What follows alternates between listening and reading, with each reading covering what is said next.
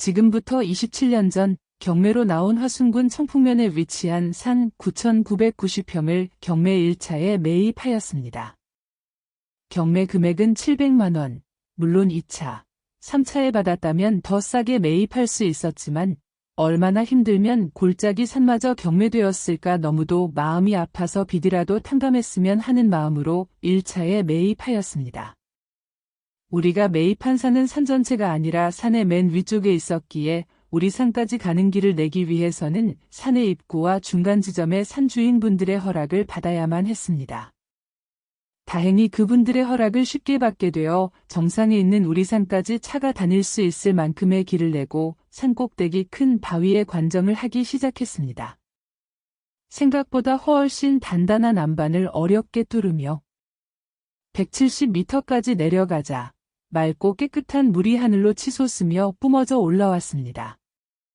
샘을 관정하신 분들께선 30년 동안 관정을 해왔지만 산 꼭대기에서 어떻게 이렇게 많은 양의 물이 나올 수가 있을까 신비스럽다 하셨습니다.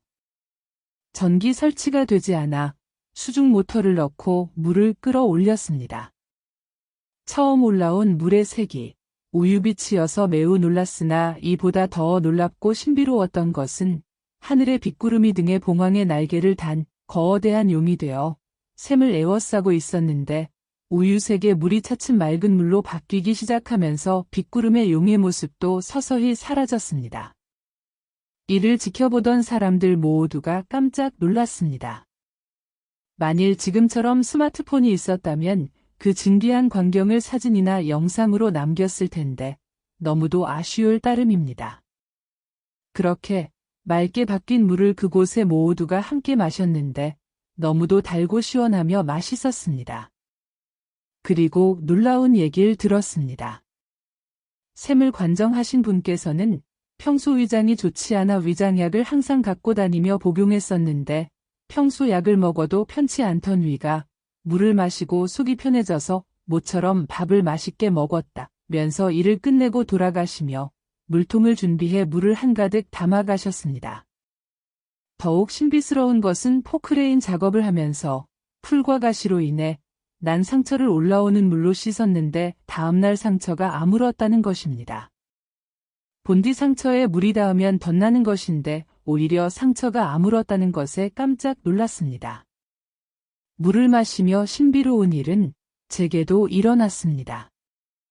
새끼손가락이 류마티스 관절염으로 약을 먹으며 고생을 하고 있었는데 오그라들었던 새끼손가락이 점차 펴지면서 언제 그랬냐는 듯이 괜찮아졌습니다.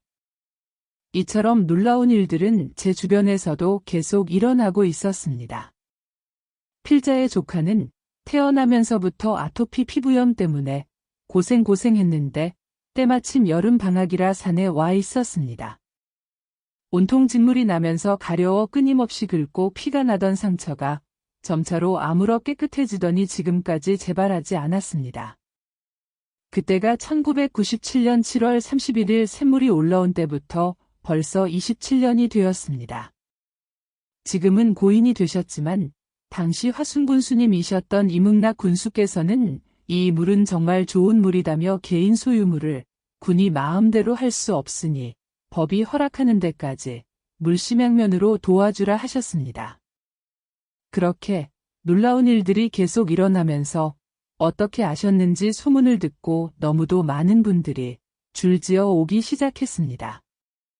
그러다 보니 마을 분들과 분쟁이 생겨 민원이 발생하면서 우리 외에는 아무도 다니지 못하게 길을 막게 되었습니다.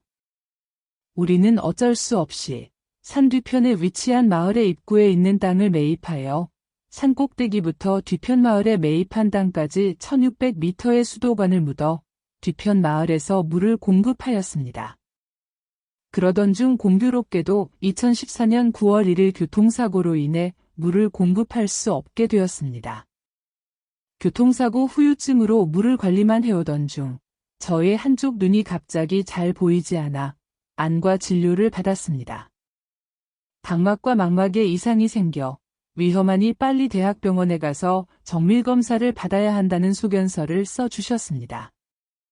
저는 대학병원을 바로 가지 않고 불길한 예감에 산에서 가져다 놓은 물로 눈을 씻어냈습니다.